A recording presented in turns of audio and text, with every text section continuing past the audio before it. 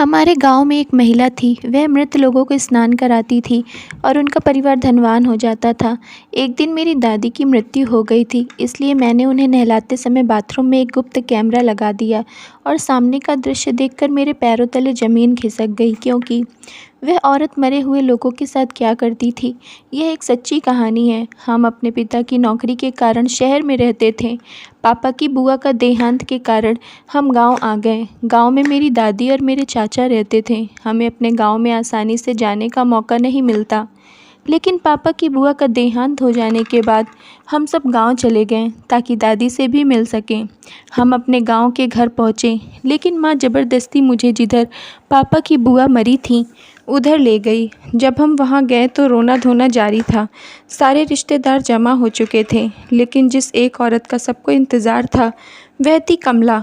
मैंने अपने चचेरे भाई से पूछा, यह कमला कौन है? इस पर मेरे चचेरे भाई ने कहा, यह इस गांव में मरे हुए लोगों को नहलाने का काम करती थी।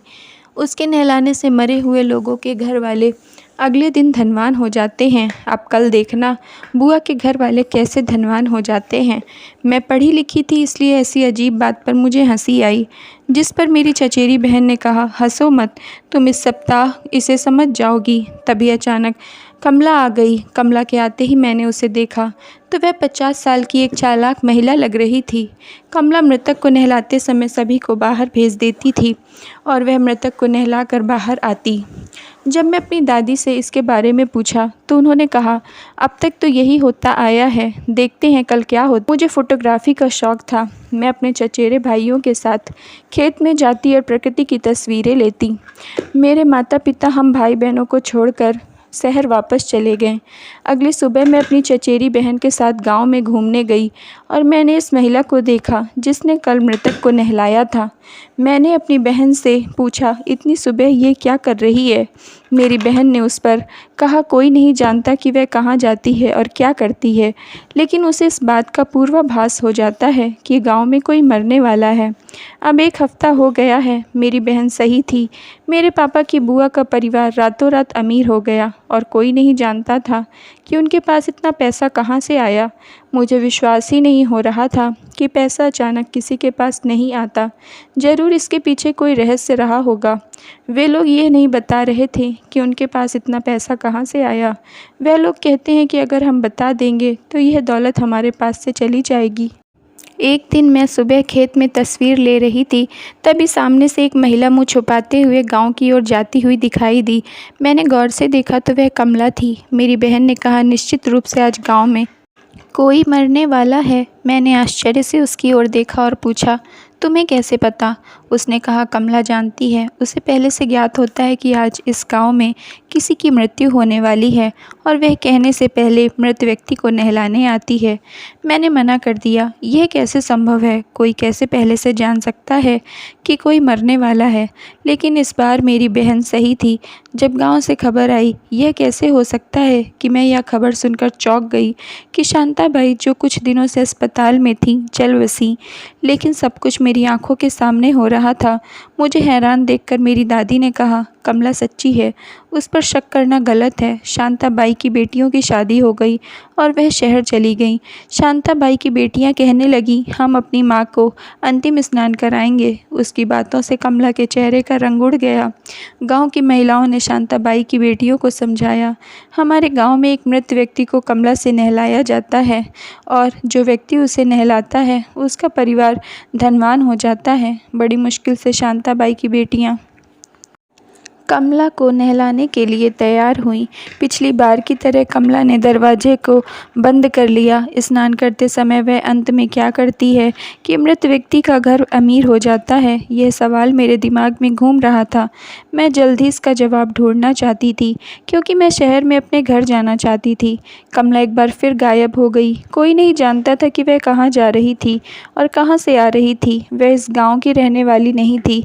वह पड़ोस के गाँव में रहती थी। गाँव के सभी बूढ़ों की नज़र में वह एक ईमानदार महिला थी जो बिना एक पैसा लिए मुर्दों को नहलाती थी और उसकी वजह से मृतक का परिवार अमीर हो जाता था। मुझे यकीन नहीं हो रहा था, लेकिन दोनों बार मैंने अपनी आंखों से सब कुछ देखा। शांताबाई के अंतिम संस्कार के 1 सप्ताह के भीतर उनके परिवार के सदस्यों को उनके दरवाजे पर 2 लाख रुपए का चेक मिला। कुछ ही दिनों में हुआ कि घर की स्थिति सुधर गई। एक दिन अचानक दादी की तबीयत खराब हो गई। मेरे चाचा और मैं उसे गांव के बाहर एक अस्पताल में ले गए, जहां मैं कमला को एक प्रयोगशाला में किसी से बात करते देखा। मेरे पास उस समय सोचने के लिए ज़्यादा समय नहीं था। हम जल्द ही दादी को लेकर अंदर चले गए। दादी को सांस लेने में तकलीफ़ हो रही थी। डॉक्टर ने उसे 4-5 दिन तक भर्ती रखा। जब मेरी दादी बेहतर महसूस करने लगी तो मैं कमला के बारे में सोचा। मैंने इधर उधर उसकी तलाश की, लेकिन वह कहीं नहीं मिली। दादी को जनरल वार्ड में शिफ्ट कर दिया गया। शाम को चाचा ने मुझसे कहा कि तुम चाची को लेकर घर चलो। मैं और चाची घर जाने के लिए निकल पड़े और मैं कमला को फिर से देखा। मैंने सोचा कि वह अस्पताल में किसी को देखने आई होगी, लेकिन अगले दिन उसे फिर से अस्पताल में देखकर मैं चौंक गई। जब मैंने एक नर्स से पूछा तो उसने कहा, कमला यहाँ वार्ड सुपरवाइज़र के रूप में काम करती है। मैंने उसे एक नर्स से बात करते हुए सुना, मुझे अभी गांव जाने दो, मुझे उसके नहाने का ध्यान रखना है। वह मृतक के परिवार से पहले गांव पहुंचती है और गांव वालों को लगता है कि कमला आज गांव इसलिए आई है क्योंकि कोई मरने वाला है। मैंने सोचा उसके यहाँ काम करने में कुछ खास नहीं है, लेकिन जिस मृत व्यक्ति को वह नहलाती है उसका घर धनी कैसे हो जाता है।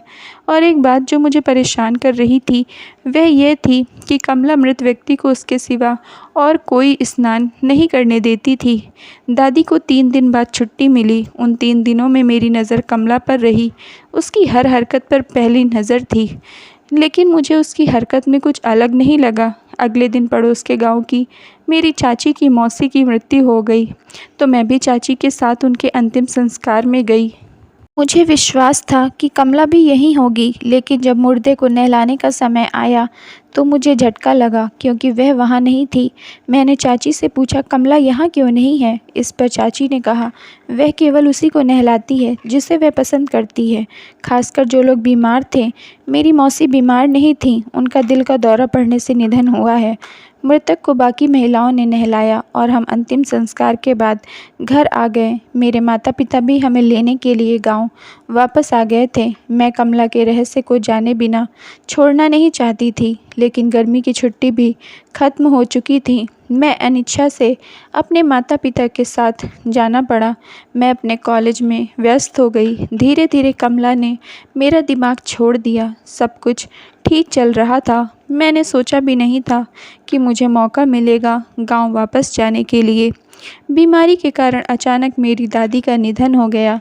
गांव में अंतिम संस्कार के लिए सभी आए थे। अब मैं इस अवसर को खोना नहीं चाहती थी। यह घर हमारा था, तो किसी ने कमला को नहलाने के लिए बुलाया। मैं दौड़कर एक छोटा सा कैमरा उस कमरे में लगा दिया जहां नहलाया जाने वाला था और जल्दी से बाहर निकल आई और कमरे का दरवाज़ा बंद कर दिया। हमेशा की तरह कमला आई। 1 घंटे के भीतर उसने दादी को नहलाया। अंतिम संस्कार हो चुका था और मैंने देर शाम कैमरा निकाल लिया। मुझे पता था कि नहाने का वीडियो बनाना अच्छा नहीं है, लेकिन मैं सच्चाई जानना चाहती थी। अब इस वीडियो में साफ देखा जा सकता है कि वह मृतक को कैसे नहलाती है और इसमें ऐसा क्या खास है कि मृतक के घर के लोग अमीर हो जाते हैं। मैं और मेरी बहन देखने लगें। कैमरे में कुछ ऐसा था जो वीडियो को 3 बार देखने के बाद भी समझ नहीं आ रहा था। असल में वीडियो को दोबारा देखती हूँ तो मुझे क्या दिखाई देता है। मैंने अपने चचेरे भाई से पूछा, क्या दादी बीमार थी? उन्होंने कहा हाँ, उन्हें सीने में मामूली दर्द के कारण अस्पताल ले जाया गया था। 3-4 दिन रहने से कोई फ़र्क नहीं पड़ा और आखिरकार उनकी मौत हो गई। मैंने आश्चर्य से पूछा, दादी का कोई ऑपरेशन हुआ है क्या? मेरी बहन ने कहा नहीं, कोई ऑपरेशन तो नहीं हुआ था। क्या हुआ? मैंने कैमरे की ओर इशारा किया और कहा, दादी की लाश देखो, टाँके के निशान हैं, जैसे ऑपरेशन के बाद टाँके लगते हैं। मैंने सबसे पूछा, लेकिन सबने कहा कि दादी का कोई ऑपरेशन नहीं हुआ है। अब मुझे कमला पर शक होने लगा। मैंने वीडियो को ध्यान से देखा। जहाँ टाँके लगे थे वहाँ पानी डाल रही थी। अगर उसके दिमाग में चोरी नहीं थी तो वह सबको बता देती कि दादी के शरीर पर टाँके लगे हैं, लेकिन वह चुप रही।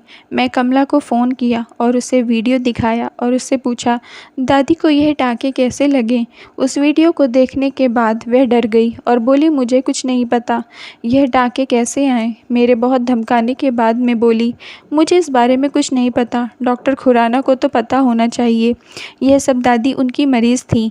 एक बात समझ में आई कि दादी डॉक्टर खुराना की मरीज़ थी। मैंने कमला से कहा, तुम मुझे अस्पताल ले चलो, अस्पताल में कहो कि मैं तुम्हारी रिश्तेदार हूँ और मुझे कुछ दिनों के लिए तुम्हारे यहाँ काम पर लगा दो। अगले दिन मैं कमला मुझे लेकर अस्पताल गई। उसने वही किया जो मैंने कहा था। उसे और मुझे उसके स्थान पर रख दिया। अब मैं देखना चाहती थी कि वास्तव में अस्पताल में क्या चल रहा है। मेरे पिता ने मुझे बड़ी मुश्किल से इसकी अनुमति दी थी। मुझे 1 सप्ताह में जो करना था वह करना था। 1 हफ्ते के बाद हम शहर जा रहे थे। पहले 1-2 दिन अस्पताल में अच्छे गुजरे। मुझे कुछ भी शक नहीं हुआ। पंचकोशी के लोग इस अस्पताल में इलाज के लिए आते थे। इस अस्पताल को शुरू हुए 5 साल हो चुके थे। 3-4 दिन बाद डॉक्टर साहब राउंड के लिए आए। उनके चेहरे देखकर मैं दंग रह गई। मैं इस डॉक्टर को कहीं देखा था, लेकिन याद नहीं आ रहा था। डॉक्टर ने एक नर्स से कमला को बुलाने को कहा तो उसने कहा, उसे बुलाओ, उसे ज़रूरी काम है। मैंने कमला को बुलाकर डॉक्टर के कमरे में भेज दिया और दीवार से कान लगाकर उसकी बात सुनी। डॉक्टर कमला से कह रहा था, एक मरीज़ मर गया है, मैं उसे ऑपरेशन थिएटर में ले जा रहा हूँ। तुम गाँव जाओ और लाश को नहलाने की तैयारी करो। तुम अपने अलावा किसी को ना नहलाने दो, तुम्हारा हिस्सा तुम्हें मिलेगा। और हाँ, पिछले हफ्ते मरने वाली महिला की घर वालों को भी पैसे भेजना है। मैं तुम्हें वह पैसे देता हूँ, तुम आगे बढ़ाओ। मैंने अपना मोबाइल निकाला और डॉक्टर की तलाश शुरू कर दी। कुछ ही समय में मुझे एहसास हुआ कि वास्तव में इस अस्पताल में क्या हो रहा था। जब मैं डॉक्टर खुराना के बारे में खोजा तो मेरे पैरों तले ज़मीन खिसक गई। डॉक्टर को 7 साल पहले कानून का उल्लंघन करने के लिए कुछ साल की सज़ा सुनाई गई थी और उसका लाइसेंस रद्द कर दिया गया था। और अब उस डॉक्टर ने इस गांव में आकर फिर से अपना धंधा शुरू कर दिया था। यह डॉक्टर मरे हुए लोगों के शरीर के अंगों को निकाल देता था और उन्हें ऊंचे दामों पर बेचता था और मृत व्यक्ति को केवल इसलिए कमला से स्नान करवाता था कि मृत शरीर के लगे टाँके किसी को दिखाई ना दें। कमला भी पैसों के लिए यह सब कर रही थी और मृत व्यक्ति के शरीर के अंगों को बेचकर धन में से कुछ मृतक के घर पहुंचाया जाता था, क्योंकि वे लोग मृतक के घर वालों से हॉस्पिटल में एक एग्रीमेंट करवाते थे जिसमें लिखा होता था कि हम अपने पेशेंट को ऑपरेशन करने देते हैं और अपनी मर्जी से बॉडी वाले हिस्से को निकालते हैं। गरीब गांव वाले आसानी से दस्तावेज पर हस्ताक्षर कर देते थे, जहां विवेक से पढ़ नहीं सकते थे। इस तरह डॉक्टर अपनी बाजू साफ कर रहे थे कि अगर हमें मृतक के परिजनों ने अनुमति दी है तो यह अवैध नहीं हो जाता। इस तरह मृतक के शरीर के अंगों को ऊंचे दामों पर बेचकर बड़े अस्पतालों में भेजा गया। मैं एक दूसरे के साथ उनकी बातचीत को रिकॉर्ड कर लिया, क्योंकि वह अपने कर्मों की सज़ा पाने वाले थे। मैंने पुलिस को फ़ोन किया। अस्पताल के कई कर्मचारियों को गिरफ्तार किया गया और अस्पताल को सील कर दिया गया। वह सारा काम पिछले 3 साल से बड़ी सफलता के साथ चल रहा है। जब उन्हें डॉक्टर के बारे में पता चला तो उन्हें बहुत दुख हुआ। सभी लोगों ने मुझे दिल से धन्यवाद दिया। अंत में मैं जनता के सामने कारण लाई कि मृतक के परिवार के लोग अमीर क्यों हुए और मृतक के अंगों को बेचने का यह धंधा बंद हो गया। Thank you friends. अगर आप लोगों को स्टोरी पसंद आई हो तो प्लीज़ लाइक कर दीजिए और चैनल को सब्सक्राइब कर लीजिए।